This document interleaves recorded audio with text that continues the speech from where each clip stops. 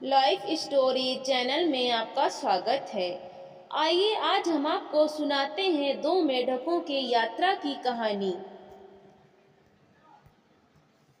जो दूसरे शहर में जाकर निवास करना चाहते हैं। इसके लिए वे शहर घूमने निकलते हैं। दोनों मेढक इत्तेफाक से एक दूसरे से मिलते हैं और किस कारण मायूस होकर वापस आ जाते हैं, आइए इस कहानी के माध्यम से हम जानते हैं। कई वर्ष पूर्व जापान में दो मेढक रहते थे। उनमें से एक मेढक ओसाका के पास एक गड्ढे में रहता था, जबकि दूसरा मेढक क्योटो के पास बहने वाली एक नदी में निवास करता था। एक दिन उन दोनों मेढकों के दिमाग में एक साथ एक विचार आया। उन्होंने सोचा, इस जगह पर रहते हुए हमें बहुत दिन हो गए हैं। अब हमें यहाँ से निकलकर बाहर का संसार भी देखना चाहिए। यह संयोग ही था कि क्योटो के पास रहने वाले मेढक ने ओसाका जाने का निश्चय किया, जबकि ओसाका में रहने वाले मेढक ने क्योटो जाने का निर्णय किया। अगले ही दिन दोनों ही मेढकों ने अपनी अपनी यात्रा प्रारंभ कर दी। क्योटो और ओसाका शहरों को जोड़ने वाला एक ही मार्ग था। दोनों ही मेढक उसी मार्ग पर अपनी अपनी मंजिल की ओर चल दिए। मार्ग में एक स्थान पर दोनों मेढकों की भेंट हो गई। उन्होंने एक दूसरे से हाथ मिलाया और फिर आपस में बातचीत करने लगे। तभी ओसाका के मेढक ने क्योटो के मेढक से पूछा, तुम कहाँ जा रहे हो मित्र? क्योटो के मेढक ने उत्तर दिया, मैं ओसाका जा रहा हूँ। यह सुनते ही ओसाका का मेढक प्रसन्न होकर बोला, क्या बात है, मैं क्योटो जा रहा हूँ। दोनों ही मेढक चलते चलते बहुत थक चुके थे, इसलिए उन्होंने थोड़ा आराम करने का निश्चय किया। फिर वे पास ही स्थित एक बड़ी चट्टान की छाया में जा बैठे। तभी ओसाका का मेढक बोला, कितना अच्छा होता अगर हमारा आकार थोड़ा बड़ा होता। क्योटो के मेढक ने आश्चर्य से पूछा, आकार बढ़ने से क्या होता? ओसाका के मेढक ने उत्तर दिया, तब हम आसानी से किसी पहाड़ पर चढ़कर उन शहरों को देख लेते जहां हम जा रहे हैं। फिर हमें यह भी पता लग जाता कि वे शहर देखने लायक है भी या नहीं।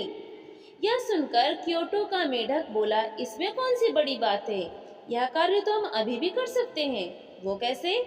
ओसाका के मेढक ने आश्चर्य से पूछा। क्योटो के मेढक ने उसे समझाते हुए कहा, यह कार्य तो बहुत आसान है। यदि हम पास के पहाड़ पर चढ़कर एक दूसरे का सहारा लेते हुए अपने पिछले पैरों पर खड़े हो जाएं, तो फिर हम आसानी से उन शहरों को देख सकेंगे जहां हम जाना चाहते हैं। ओसाका का मेढक क्योटो की झलक देखने के लिए इतना उत्सुक था कि वो दौड़कर पास के पहाड़ पर चढ़ने लगा। यह देखकर क्योटो का मेढक भी उसके पीछे दौड़ा।